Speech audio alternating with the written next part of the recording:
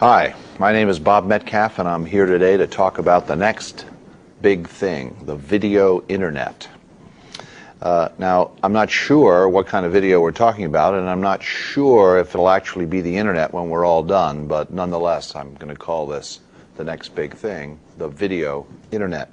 And one of the questions which I hope to get to in a few minutes is whether in driving the proliferation of the video internet, whether that'll be driven by communication or content or commerce. Let's begin with a short history of networking. In the beginning, there was mail, the U.S. mail, say, and it's still with us. And what came later in the 19th century was telex, the carrying of mail, certain forms of mail, electronically through the telex network.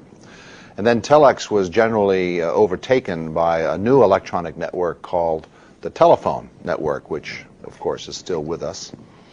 The telephone being, as you well know, a two-way communication system generally paid for by subscriptions, and its principal use being communication among people. The next network after that was a television network, which arose during my lifetime. And television, as you know, is one way and generally entertainment-oriented and paid for through advertising, although increasingly by subscriptions now with cable television. And finally, the current big thing, the Internet, which came to us starting in 1969. Now, the Internet itself has been a series of applications since 1969. The people who first started building the Internet thought that it would be used with dumb terminals logging into remote computers across the country. And that was the first application built to run on the early Internet. And shortly after that, it was realized that in order to run remote computer applications at large computers across the country, you'd have to transfer your data there. You'd have to transfer files. So the file transfer protocol arose. And then shortly after that, a certain kind of file became very important, and that file was the electronic message. And so suddenly, in about 1971, we had email. And email was pretty much the major use of the Internet for the next 20 years. And during that time, a new kind of structure arose called news groups, that is where computers on the net would be used to collect emails and keep them so that other people might view a conversation conducted in email, and these would be categorized by topics. So remote login and file transfer and electronic mail and news groups were pretty much what the Internet was used for until the 1990s. And starting in about 1990, we learned about the World Wide Web. And the first form of that in the early 90s was the arrival of web publishing, the use of the Internet for publishing information. And a stunning conclusion from that arrival was the recognition among journalists, publishers, that there was a new kind of content suddenly. Prior to web publishing, generally speaking, there were two kinds of content. There was editorial and there was advertising, and the whole publishing industry was very careful to keep those, well, some were very careful to keep those separate and how they would be managed. It was called the separation of church and state. But when we began publishing on the Internet, we discovered a new kind of content, which I'll call community content. That is, content which was not produced by the editors of the publication and not produced by the advertisers of the publication, but produced by the readers of the publication. So now on the Internet, I think there are three kinds of content. They're all important, and community content is the new one. Toward the mid-90s, the web then went from publishing into commerce. And what we saw there was the dot-com bubble, which has only recently burst. Not that web commerce is going away, but that there's been a recent correction from which we'll soon recover. So what's the next big thing after the dot-com bubble has burst, after web commerce? And mind you, email's not going away, and FTP is not going away, and web publishing is not going away, and web commerce is not going away. They're all with us, like the U.S. mail. But what's the next big thing, the next thing that will drive proliferation of the Internet, electronic networking? And I think it's the convergence of the web with the pre-existing voice and video networks, the convergence of the Internet, the telephone, and the television networks. So let's talk about convergence, the convergence of the Internet, telephone and television networks. This is not an entirely new process. It's been going on for some years. In fact, we have some information which I'm about to share with you about the recent history of convergence. So we have these three communities of interest. We have the internet people, my people, we have the telephone people, and we have the television people, all of whom saw convergence, the notion that the internet and telephone and television networks might converge. And they all approached this convergence with certain goals in mind. And what I'd like to now summarize is my view of what they wanted when they approached convergence and what recently they got, which was quite different from what they wanted.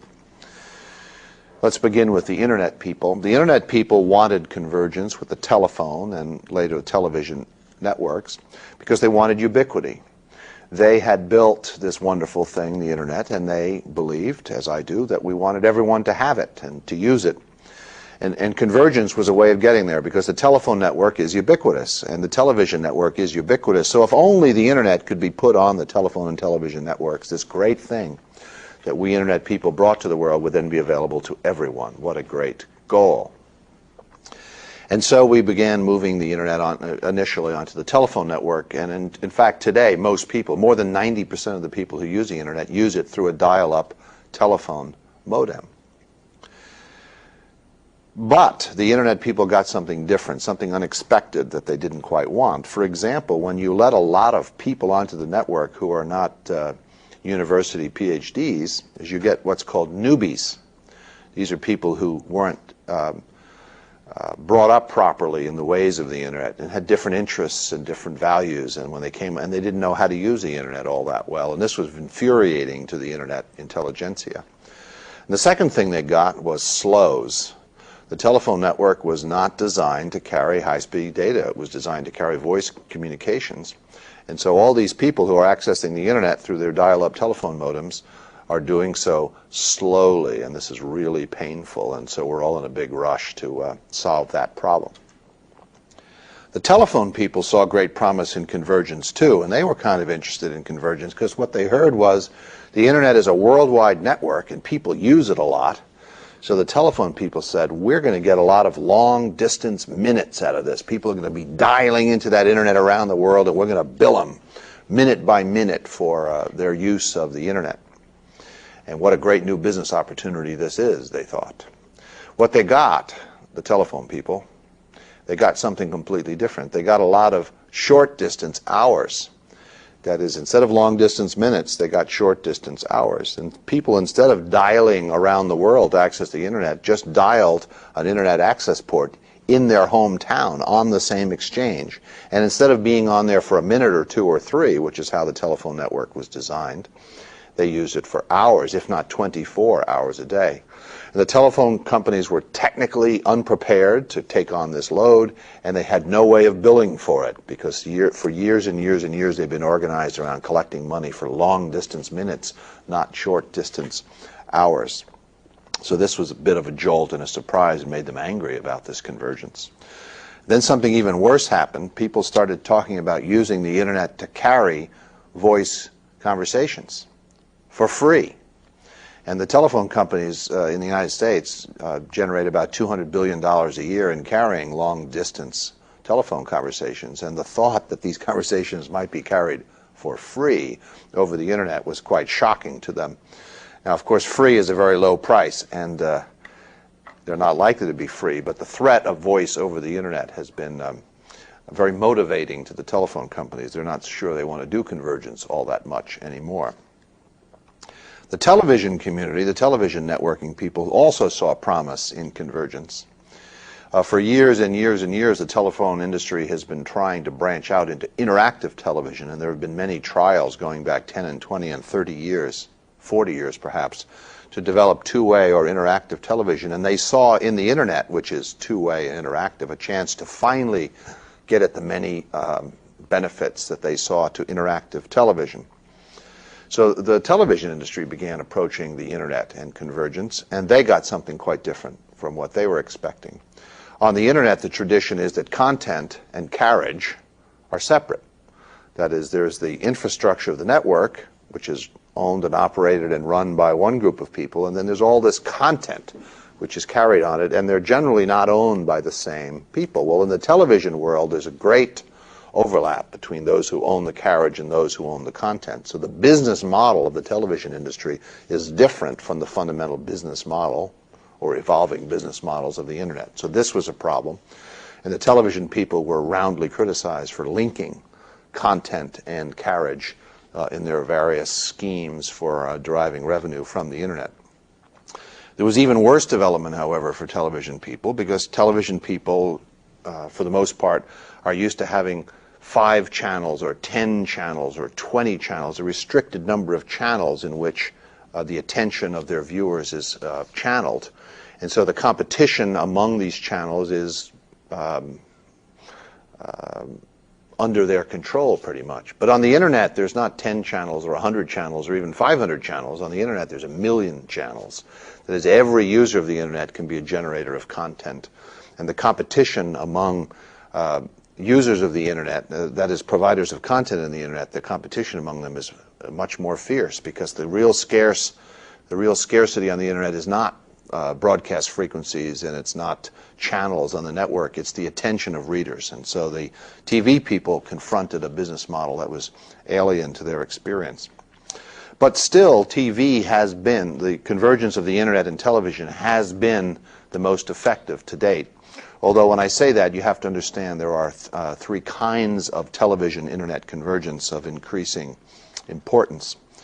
The first kind of television-internet convergence is the use of televisions as cheap computer monitors, and you saw this with such systems as web TV, where really what you're doing is using the telephone network to connect to the internet, but you're using your television as the monitor, because televisions are generally cheaper than computer monitors. This is really low-grade convergence between television and the internet, and it hardly counts. The second, more vital convergence is the use of cable modems to carry the internet over the television network. And it turns out that cable modems have been the most effective, the most widely deployed method of delivering internet services at higher speeds to consumers. But still, cable modems is a weaker form of convergence between television and internet. The real convergence is when you can carry television over the internet, which is, I believe, the intent of what you're watching now. This is supposed to be coming to you over the internet. So that's the convergence that I think we're after, the ability to carry video over the internet. Trouble is, the standard for carrying video over the internet is what I would call the jerky postage stamp, and you've all seen them when you try to watch video. Perhaps you're watching me now as a jerky postage stamp, a little tiny little square on your screen with me going like this. Of course, you can't tell that I'm doing this, because I probably am already doing this in front of you right now. So I claim that convergence between television and the internet is the next big thing, but in saying so, there's some serious work ahead. There's work ahead in the proliferation of the video internet, and among the work to be done is the deployment of what's called broadband to homes. As I mentioned earlier, most people access the internet through a dial-up telephone modem at a pitiful 56 kilobits per second or less. But in order to put video in the internet, we're going to have to carry bits quite a bit faster than that. A funny problem has emerged. We have lots of bandwidth in the long haul on the internet, thanks to amazing technologies like wave division multiplexing, where we're carrying now approaching a terabit per second on a single fiber. We have plenty of bandwidth in the long distance. And thanks to local area networks, like my own baby Ethernet, we have plenty of bandwidth in the local area, that is, within inside of buildings. But there's a gap. There's a gap between the LAN, the local area network, and the WAN, the wide area network. And we'll call that access bandwidth, getting from the LAN to the WAN. And there is a chasm, currently bridged for most people by this low-speed dial-up telephone modem. So part of the work is getting that chasm bridged, and there's a variety of ways of doing it, some better than others.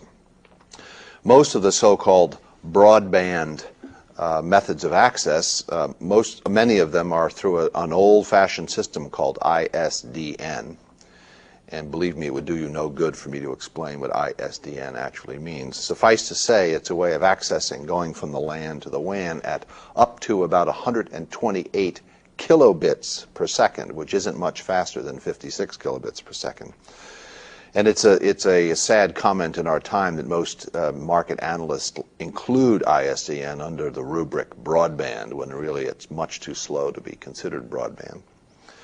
The next method of bridging the bandwidth chasm here is DSL, digital subscriber lines. That is using the copper that was installed for the telephone network to carry data at high speeds, at 384 kilobits per second, at 1.5 megabits per second, DSL. And DSL is being deployed now, as we speak, over the copper network by a variety of players, including mostly the telephone copper monopolies. Another method of bridging the chasm is cable modems, as I mentioned earlier, the use of the cable television distribution network, which reaches about 65 million homes in the United States out of 110 million.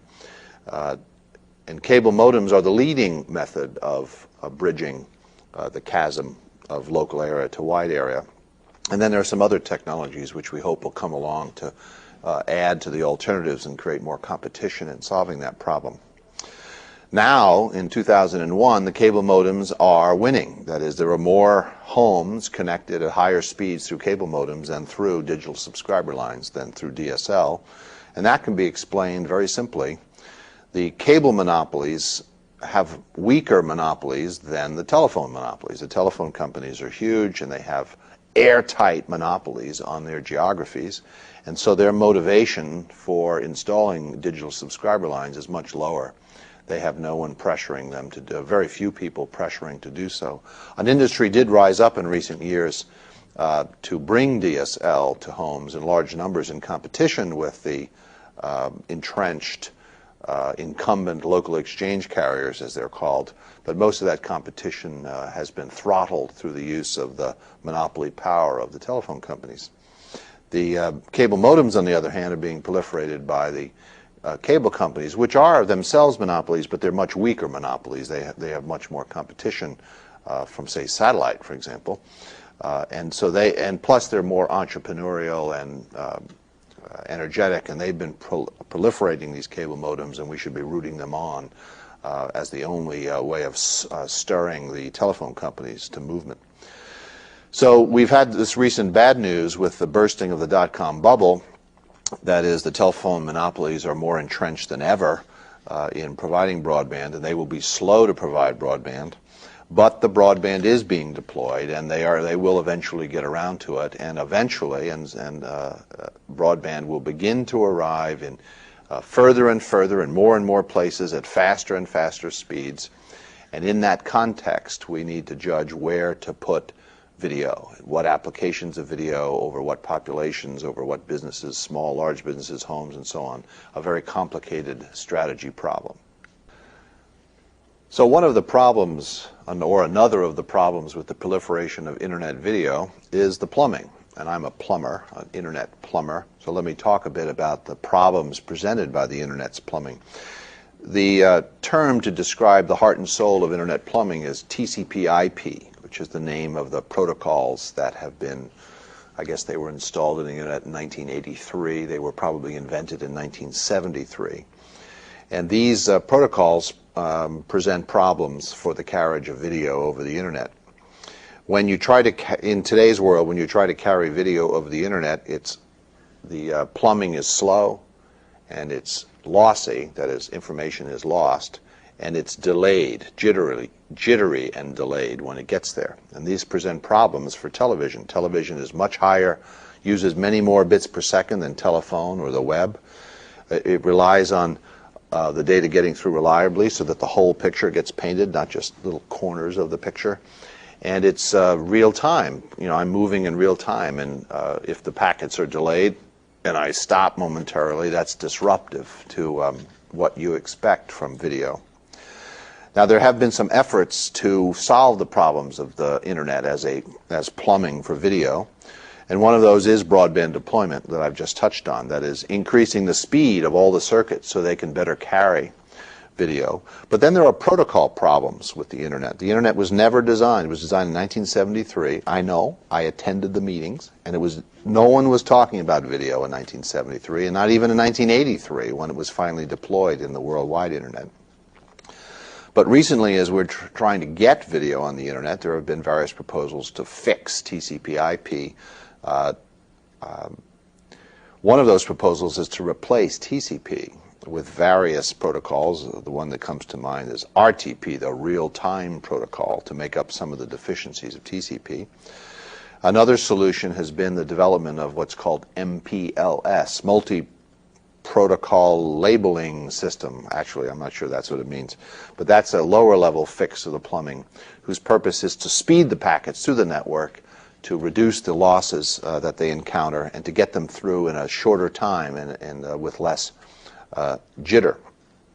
While all this is going on, there have been great advances in the plumbing that underlies TCP/IP. We've seen the development of wave division multiplexing, which is the use of optical fibers to carry on different colors of light, carrying very high-speed data. So you might have an optical fiber with a thousand different, not quite, we're not there yet, but very shortly, 1,000 different colors of light, each carrying 10 or 20 or 30 or 40 gigabits per second. So we're talking about fibers carrying terabits per second. And those speeds are very promising for carrying video. They, for example, are much larger than 1.5 gigabits per second, which is how many bits come out of an HD TV, high-definition television camera. So underneath it all, underneath TCP/IP, is a development of this lambda switching network, the ability to carry lambdas, that is wavelengths of light, over these fibers at very high speed and at very low cost. So what's likely to happen, and I'm about to say something very controversial, what's about to happen is that the internet, which is trying to fix the TCP/IP plumbing up here to better carry video, is going to be overlaid, or I guess the right word would be underlaid, by a lambda switching network, which is not TCP/IP based, and that these two networks won't fight it out somehow, but they will be layered. Now we see some of that even today. I mean, there is precedent for this. That is, on the cable networks, when you use cable modems, the cable modems carry the TCP/IP network on the same cable that television is carried. That is, there's already an overlay-underlay structure in the cable television network. I'm thinking that in order for us to get to wide-scale, high-definition video on the internet, we're going to have to do a similar thing with the underlying lambda switching network and the overlying TCP/IP internet network. On top of this plumbing, problematic plumbing for the video internet, are what you might call the applications, video applications. And I talk about video as if I know what those applications are, but I don't, and no one does. So we're talking about various uses of the network that involve moving pictures and sound, like you're watching now. And the big question is, I mean, as the infrastructure is being deployed, is what will these applications be? What will drive deployment, and how will this video be used for actual delivering valuable services? So there's a growing list of forms of video, and the big question is, will one of these forms, or yet an undiscovered form of video, rise up to be what we call in the computer industry as the killer app for the video internet? One long-sought use of networks for video is called video on demand. It used to be that you'd go to the movies to see a movie, and then it got to be you'd walk down to the video rental store to get a video, or you'd watch it on pay-per-view or cable television. There's some notion that people want to see video when they want to see it, and they don't want to wait. So being able to select a video and watch it right then when you want to watch it is called video on demand. So will we be using the internet for video on demand? Will that be the killer app? Will millions of people wanting to watch this video right when they want to watch it, will that demand drive the proliferation of the video internet? I don't know. In fact, I have a theory that it won't be. Another, and let's call it an opposite kind of use of video, would be video phone. For decades we have been trying to get to the video. Right now, telephone, as you well know, is just voice, and wouldn't it be nice to be able to see the person you're talking to? I think so. But video phone has been very hard to achieve. It's either been too expensive or too crummy, or can we use the internet to finally introduce video phone? Now, this is different from video on demand. Video on demand has to do with the delivery of what they call content, whereas the video phone is a deliverer of person-to-person communication. These are not nearly the same, but they both involve video. Then there's video conferencing, and there is a lot of video conferencing going on in the world. You know, you go to a special room with a television and a camera, and then groups of people can meet at great distances. Perhaps video conferencing moved over onto the video internet will be the killer app. And then there's email. Now, email for 20 years, and probably still is, the killer app for the internet. What about video email? What about, instead of typing in your short message, what if you just turned on the camera briefly to send a video email? So that was a very short list, and I think there will be many nuances of video. And one of those, or two of those, will be the killer apps driving the proliferation of the video internet. I don't think we know what it is. Now, there are some people already starting businesses based on internet video. I'm on the board of one small company called Avistar, and based on the state of the infrastructure today, they're focused on delivering, in essence, video conferencing for companies, enterprises. Of course, they choose companies because homes don't have broadband sufficient to carry video, whereas big companies do, so there's infrastructure there. Avistar has also decided that human beings have seen enough television that they won't really appreciate video until it's at least of television quality, not jerky postage stamps. So their whole system is focused around delivering at least television quality, if not high definition later, television quality of a certain standard, that is normal television and up, not something down. But after that, it becomes unclear as to what the real applications are. As this little company introduces new features, they find that some features don't affect whether people use their network for desk-to-desk video conferencing, and other features have a dramatic effect on usage. My theory is that in this case, this is a communication use of video. It's and I've invented a word for this, if you'll excuse me, the consummatability. When you make a video call, what is the probability that you get the job done? Voicemail, for example, increases the consummatability of a telephone call. When you call someone, it's not, and you get no answer, you have not consummated your telephone call. But if you get an answering machine, well, then you might be able to consummate the purpose of the call, even if they're not there. I think what we're finding in the video world is that the consummatability of video calls is important. If you try to make a video call and the person's not there, if you have the opportunity to leave a video mail instead, that increases the consummatability of the call and therefore its usage. So the picture I'd like to leave you with on the emergence of the video internet is one of a 10 or 20-year process unfolding in unpredictable ways with a lot of experimentation and discovery going on in the meantime. And here are some of the phases that I anticipate will occur in this proliferation.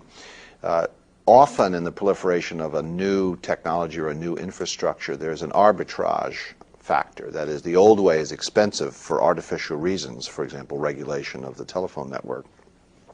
And the new technology arrives without the burden of that regulation and is able to just be cheaper, better, faster by version of arbitrage against the tariffs that are not really related to costs or underlying factors. The arbitrage phase is frequently followed thereafter by actual cost savings. That is, the old way is more expensive than the new way intrinsically, and so the new way begins to dominate.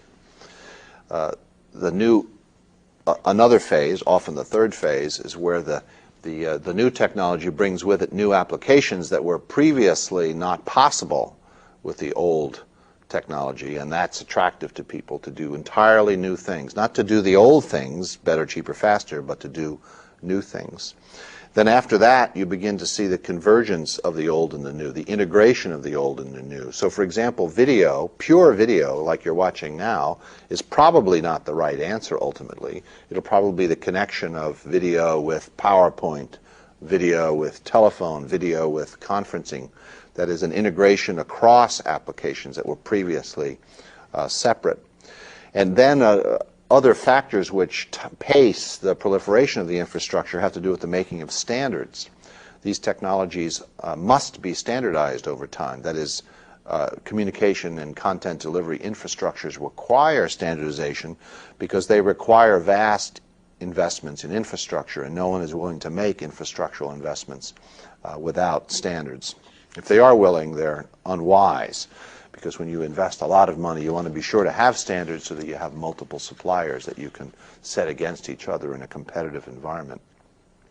A question which arises in this unfolding is, as I mentioned, which will be the killer apps. And we have these broad categories that we've seen emerge on the pre-video internet. We had the emergence, as I mentioned, of the publishing web publishing, where that was content delivery in a new way.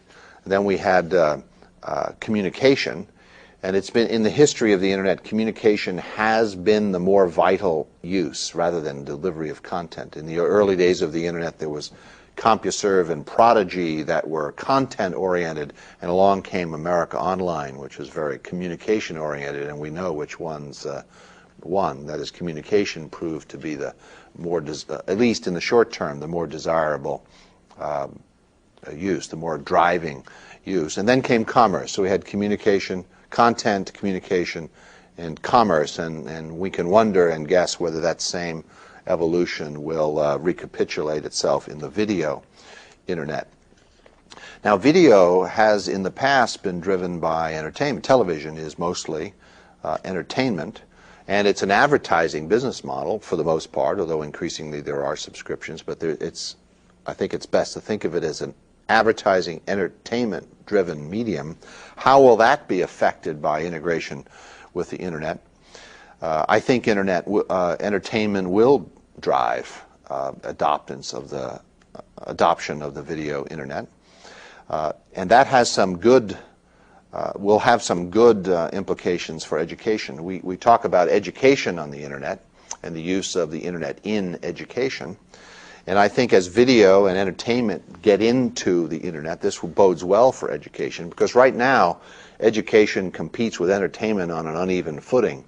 The entertainment model allows for high production values, which are attractive to the to kids, whereas the education business does not have the same access to production values. So there's kind of I mean, thank goodness for the Discovery Channel, which does have high production values. So there you see an example where if you raise the production values of education, it can then compete on an even footing with entertainment. So as we get video on the internet and the general facilities for increasing production values on the internet, and as the infrastructure improves for delivering those production values, I think this will have a related benefit to the use of the internet for education.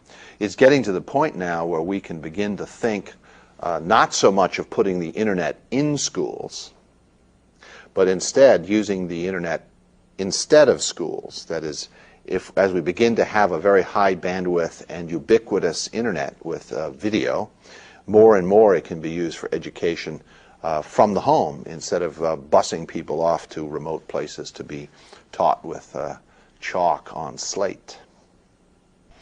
I'd like to close with a short story of a recent interaction that I had with video over the internet. Only this wasn't just normal video, this was high-definition television, a coming thing in video. And this wasn't just the internet, this was Internet 2, the new version of the internet, much higher speed version of the internet that people are working on. And I was asked to do a short video presentation, not unlike this one, from here, from MIT, to be delivered on a huge screen at a conference center in Las Vegas. In fact, it was part of the keynote address of Craig Barrett from Intel. So I arrived at this room over here at MIT, cross campus, where there was a high-definition camera.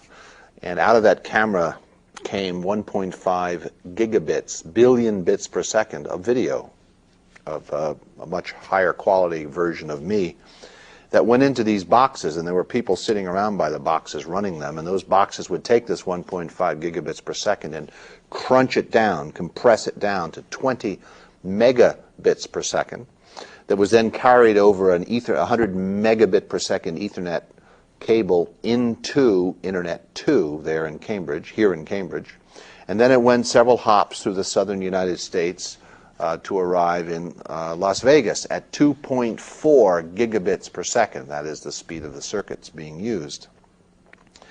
So I showed up to give this presentation, and it was very exciting because this was the latest technology, the best of video and the best of the Internet assembled for this short video presentation. And I delivered the presentation and listened to what was going on around me. Now, unfortunately, my presentation fell at a time of day when the traffic on Internet 2 was a bit higher than usual, and so the broadcast wasn't getting through reliably to Las Vegas. There was a bit of breaking up, as of course in the Internet, the way the Internet works using TCP/IP. When packets accidentally arrive in large numbers at a single place, some of them get lost. They're thrown away, and this led to breakups in the video. Fortunately, the video had been recorded in Las Vegas just in case the Internet didn't work during this particularly busy time of day. So I'm thinking, uh-oh, is this good plumbing for the video Internet? That didn't seem to be good plumbing. But there was a worse problem, that even when the Internet wasn't crowded and therefore failing to reliably deliver this video stream, there was another problem, is that it took time to compress this video from the 1.5 gigs down to the 20 megs, and it took time for it to wind its way through the Internet routers that we've known so well over the last 30 years to get all the way to Las Vegas. So then in the end, it took 4 seconds for my picture to leave Cambridge and arrive in Las Vegas. Now, it was a pretty picture, to be sure, but it was not an interactive picture. Craig Barrett in Las Vegas and I could not really have much of a conversation because there's a 4-second delay. That would be 4 seconds this way and then 4 seconds back. That would be an 8-second round-trip delay. It is generally believed that in order for that to work, you need round-trip delays in the milliseconds, in 100 milliseconds or 200 milliseconds, not 8 seconds. So I took this little interaction as sort of a progress milestone in the proliferation of Internet video. And my conclusion, which you've already heard a bit of, is that the Internet is not the right plumbing for the video Internet. We will call it the video Internet. We will call it the Internet, but it's not going to be the Internet we know and love today, I suspect. That is, the time-tested TCP/IP structure of the Internet will have to be changed, and as I mentioned earlier, perhaps in this overlay fashion, an underlying dense wave division optical switch network underlying the TCP/IP packet switch network in order to deliver high-definition video. And I also saw that this one-way application was not nearly as, it would have been much more interesting, I think, to the audience if Craig Barrett and I were to argue about something, but we couldn't argue about something. Instead, the audience had to suffer a steady one-way stream of my words instead of an interaction between Craig and I. So that the applications for video, as I've mentioned, there'll be considerable exciting experimentation ahead as to what kind of video-based applications, or better yet, where to put video in other applications to make them interesting and to compel the deployment of video infrastructure. So in closing, it's going to take time. That little experiment between Cambridge and Las Vegas indicated that the video Internet is not, it may be the next big thing, but it's not going to come tomorrow. It's going to take, as I mentioned earlier, probably 10 to 20 years, and these years will be very interesting, and I look forward to them. Thank you.